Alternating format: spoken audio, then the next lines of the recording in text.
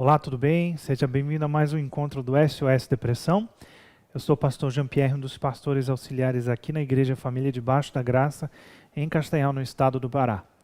O SOS Depressão é um grupo de apoio e orientação, onde todas as semanas nós temos encontros presenciais aqui na Família Debaixo da Graça, na cidade de Castanhal. E também gravamos programas todas as semanas, encontros semanais, onde nós tratamos de temas relacionados à depressão, ansiedade, automutilação, pensamentos suicidas, com o objetivo de ajudar pessoas que estejam enfrentando crises existenciais, problemas emocionais, aliando psicologia, temas da psicologia, com a palavra de Deus, porque nós acreditamos que o Deus que nos criou, Ele tem as ferramentas certas dentro de nós, através da sua palavra, da iluminação da sua palavra, para nos ajudar. E nós cremos também que todo o conhecimento que Deus derramou sobre psicólogos, psiquiatras, terapeutas, eles são uma dádiva para a humanidade. Quando nós aliamos todos esses presentes, dons e talentos que Deus deu, todo esse conhecimento, esse rio de conhecimento com a palavra de Deus, que é a fonte inesgotável de vida, nós encontramos a cura, a transformação, a mudança de vida que tantas pessoas buscam. Hoje eu queria falar um pouquinho com você sobre descartando a bagagem, a velha bagagem emocional. Todos nós carregamos algumas bagagens emocionais, e se você já viajou com muita bagagem, sempre é um desconforto, sempre é complicado. E eu começo contando a história de um homem chamado Harland. Harland foi um fracasso, ele foi a personificação do desânimo e do desapontamento. Ele abandonou a escola aos 14 anos, tentou empregos estranhos, se tornou lavrador e odiou. Tentou ser condutor de bonde e odiou. Aos 16 anos ele mentiu sobre a sua idade, se juntou ao exército e odiou também. Quando seu alistamento de 1 ano acabou, ele foi para o Alabama e tentou a ferrovia e fracassou. Então ele se tornou um bombeiro locomotivo da ferrovia com a Southern Railroad. Ele amava esse trabalho e queria ser um ferroviário para o resto da vida. Aos 18 anos ele se casou, tinha tudo, uma linda esposa e um ótimo trabalho. Então o fracasso aconteceu novamente na vida dele. A ferrovia o demitiu. Quando chegou em sua casa naquele dia, sua esposa anunciou que estava grávida. Pareceu que Harland não conseguia nem tirar uma simples folga. Então um dia, enquanto ele estava procurando emprego, sua jovem esposa doou as suas posses e foi para a casa dos seus pais. Ele se sentiu um perdedor e ficou extremamente deprimido, abandonado pela esposa. Harland continuou perdendo emprego por várias razões. Então, numa tarde da vida, ele se tornou cozinheiro-chefe e lavador de garrafas em um restaurante em Corbin, no Kentucky. Ele foi bem nesse trabalho, até que a nova rodovia contornou o restaurante e matou o negócio. E Harland acabou perdendo o que ele achava ser o seu último trabalho. Ele se aposentou. Uma vida inteira de esperança, saúde e felicidade havia escapado das suas mãos. Ele não tinha nada, então o carteiro trouxe o primeiro cheque da sua previdência social, da sua aposentadoria. Naquele dia, algo dentro de Harland finalmente explodiu. Ele não queria o governo sentindo pena dele. E ele ficou tão irritado que recebeu o cheque de $105 e deu início a um novo negócio.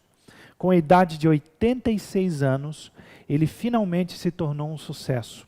O homem que parecia destinado ao fracasso derrubou o destino e conseguiu um novo sopro de felicidade, porque Harland Sanders, Coronel Sanders, como ficou conhecido, iniciou um novo negócio com seu primeiro cheque da Previdência Social. Esse negócio era o KFC, a Kentucky Fried Chicken, uma das maiores redes de fast food do mundo.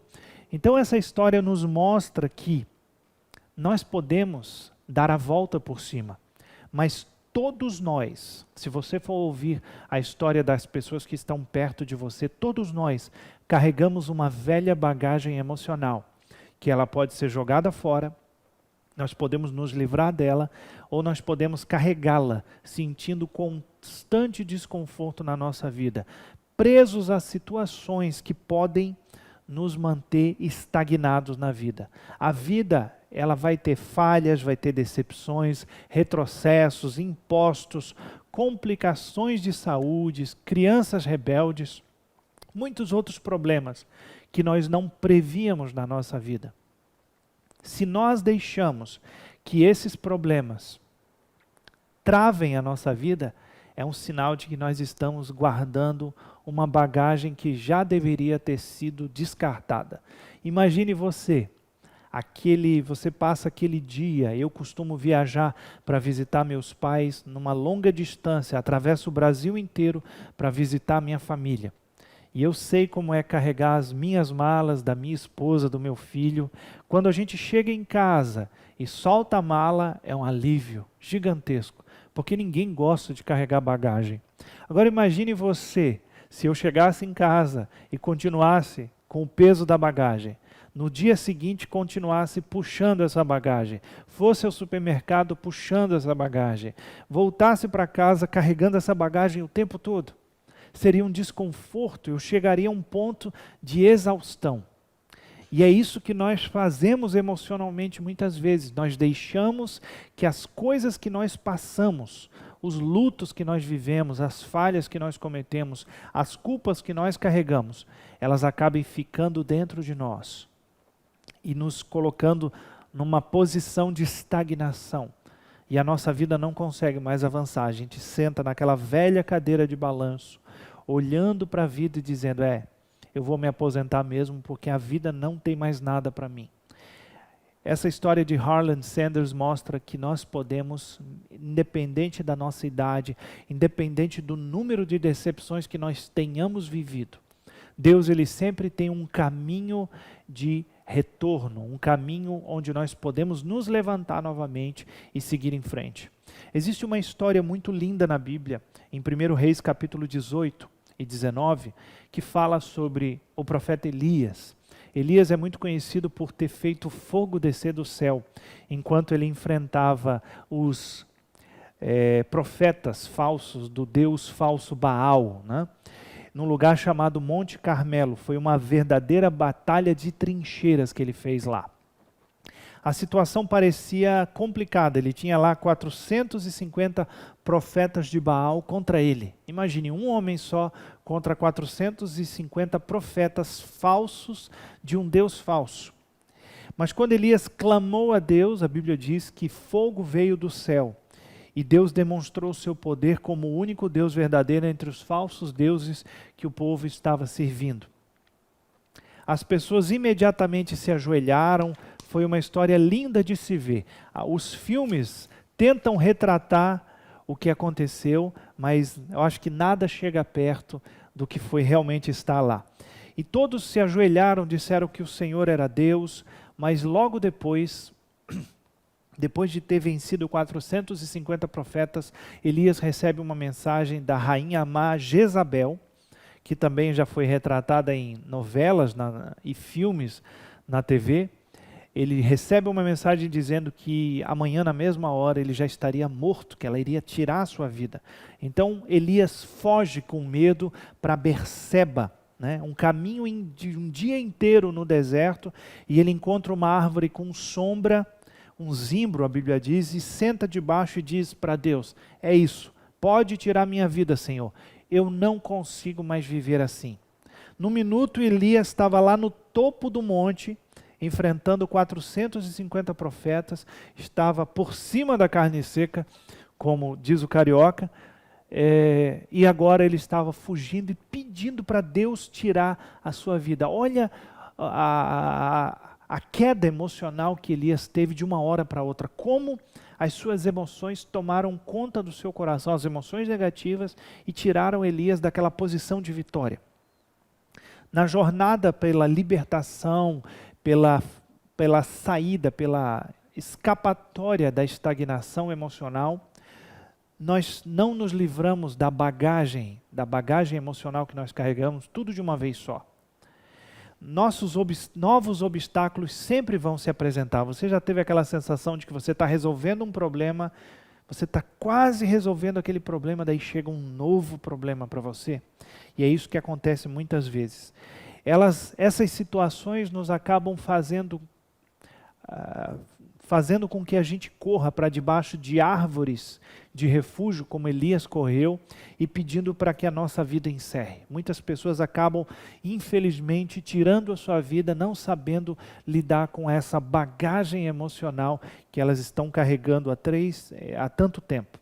Nós podemos aprender com a história de Elias, que estava lá no monte enfrentando os profetas e depois estava lá debaixo, no meio do deserto, debaixo de um zimbro, reclamando para Deus e pedindo que a sua vida se encerrasse. Nós podemos aprender 3 coisas com Elias. Primeiro, que Elias esqueceu que era o poder de Deus que ele precisava e não da sua própria força. Elias havia esquecido naquele momento, é como se ele entrasse num colapso emocional tão grande que ele esqueceu que Deus tinha acabado de fazer fogo descer do céu. E ele esqueceu disso. Nós fazemos a mesma coisa. Deus transforma a nossa vida, transforma o nosso estilo de vida, muda a nossa história, muda a nossa família. Mas quando chega um ponto em que a gente diz, ok, daqui para frente, Deus, deixa que eu lido com isso. Eu já sei, eu já estou grandinho o suficiente, eu já estou crescido, eu já sei lidar com isso. Mas a gente acaba não conseguindo. Vem uma falsa autoconfiança para o nosso coração. E nós acabamos quebrando a cara. E nós voltamos a um antigo padrão de vida. Tentamos resolver as coisas do nosso jeito, mas nós percebemos que não resolve. Nós precisamos do poder de Deus. O segundo erro de Elias, com o qual nós podemos aprender, é que Elias se concentrou apenas no problema e não no poder de Deus para livrá-lo.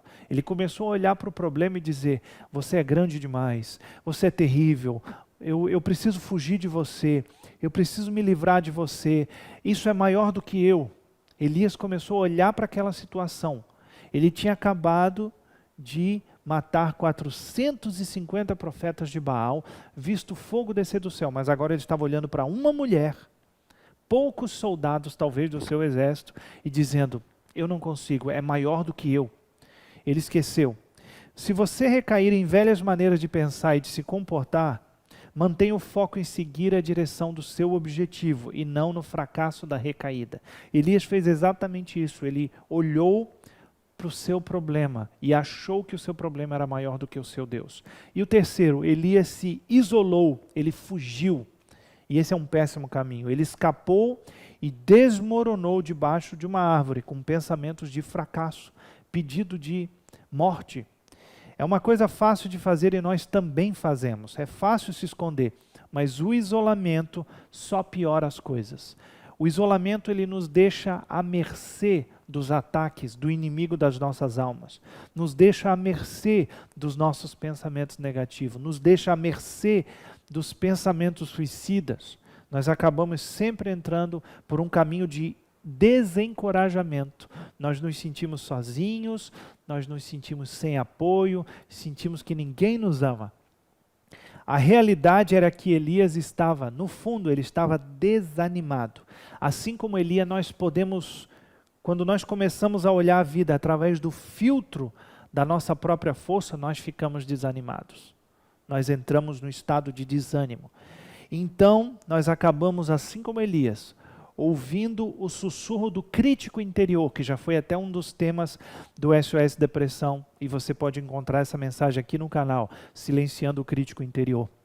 Ele deu ouvido ao crítico interior que dizia para ele, sabia que isso nunca ia dar certo, eu sabia que isso nunca ia funcionar, eu sabia que isso era bom demais para ser verdade. Olha, agora você já está com um novo problema. Matou 450 profetas de Baal, sim, mas olha, Jezabel agora vai matar você. Foi isso que Elias fez, ele ouviu o seu crítico interior. E o crítico interior diz, você está sem esperança, você nunca será capaz de permanecer no caminho certo. Você até tentou buscar Deus, você tentou, se levantou, melhorou da sua ansiedade, melhorou da depressão, parou de pensar em suicídio, mas o primeiro problema que apareceu Ele começou a encher a sua mente de vozes dizendo: você não vai conseguir, era bom demais para ser verdade, esse negócio de ficar bom da depressão, ficar bom da ansiedade, parar de pensar em suicídio, é para pessoas fortes, você é fraco, você não consegue. Isso é o crítico interior falando, isso é o crítico interior falando. Mas a boa notícia é que a Bíblia toda, o resumo de toda a Bíblia é de um pai amoroso que persegue os seus filhos. E ele sempre está disposto a receber aquele que volta para casa. Um dia um menino que a Bíblia chama de filho pródigo, o filho esbanjador, pediu a sua herança, foi embora. E quando ele cometeu erros terríveis, gastando tudo o que tinha, com meretrizes, com festas, com devaneios, a Bíblia diz que ele já não tinha mais dinheiro nenhum, os seus falsos amigos o deixaram, ele ficou sem nada, ele caiu em si. Quando ele desejava comer a comida dos porcos, ele disse: eu vou voltar para a casa do meu pai. Lá até os empregados têm o que comer. Todo mundo vive bem na casa do meu pai, eu preciso voltar para lá. E se você se sente nessa situação, em que você não sabe mais o que fazer, eu quero ler para você Hebreus capítulo 12, verso 1. Temos ao nosso redor muitas pessoas cujas vidas nos dizem o que significa fé. Então vamos correr a corrida que está diante de nós e nunca desistir. Devemos tirar de nossas vidas qualquer coisa que possa atrapalhar e o pecado que tão facilmente possa nos deter. A Bíblia está dizendo que existem muitas pessoas ao nosso redor cuja vida nos mostra o que significa ter fé. Comece a olhar para pessoas que venceram na vida. Comece a olhar para pessoas que se levantaram diante de vários problemas, que apanharam muito da vida e se levantaram. Converse com essas pessoas. Não converse com aquelas pessoas negativas que vão fazer com que você fique carregando aquela velha mágoa, fique carregando aquela ofensa, carregando aquela culpa. Pessoas que te colocam mais bagagem velha sobre você, que nunca te deixam tirar a mão daquela mala velha, de ofensa, de falta de perdão, de culpa que você já deveria ter jogado fora há tanto tempo. Deus nos aconselha através do apóstolo Paulo em Hebreus 12, 1, aqui nesse texto que eu li. Uma coisa faço, Paulo fala em outra versão, uma coisa faço é que esquecendo-me das coisas que ficam para trás, eu prossigo para que estão diante de mim. Ele deixa para trás aquilo que prendia ele, aquilo que ele não pode voltar mais e resolver. O passado nós não temos mais acesso.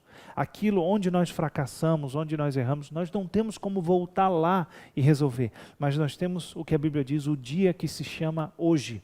O dia de hoje, ele está à nossa disposição para que nós escrevamos um novo futuro.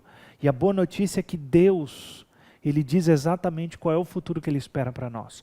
Jeremias 29, 11, um texto que eu sempre cito diz assim: eu é quem sei os pensamentos que eu tenho a respeito de vocês, diz o Senhor, pensamentos de paz e não de mal, para vos dar um futuro e uma esperança. Largue essa bagagem velha. Largue tudo que te prende à culpa, te prende ao pecado, te prende a situações que te feriram, que feriram outras pessoas. Largue essa bagagem velha. Deus tem coisas novas para você. Deus é um Deus de recomeços. Deus é um Deus de coisas novas, de restauração, de renovação. E Ele pergunta para você hoje, você vai largar logo essa bagagem velha, essa culpa, esses problemas emocionais, essas coisas que aconteceram que você não tem como resolver, voltar e resolver. Ou você vai aceitar aquilo que eu tenho para você, coisa nova, vida nova, caminhos novos, uma nova expectativa pelo futuro. É isso que Deus tem para você. E eu quero orar por você que está desesperançoso, que já perdeu a esperança em você mesmo, não acredita mais que pode ter um futuro abençoado. Eu quero orar por você para que Deus restaure a sua fé nesse momento. Pai, em nome de Jesus, eu oro por esse homem, por essa mulher, onde quer que eles estejam, para que nesse momento o Senhor, através do teu Espírito, visite a vida desse homem, a casa desse homem, o quarto dessa mulher, o emprego dessa pessoa, nesse carro onde ele está dirigindo e me assistindo nesse momento. Que o Senhor visite E o teu Espírito Santo pegue na mão desse homem e dessa mulher e tire a mão dele da alça dessa bagagem velha, dessa culpa, dessa ofensa, dessa falta de perdão, dessa tristeza, desse luto.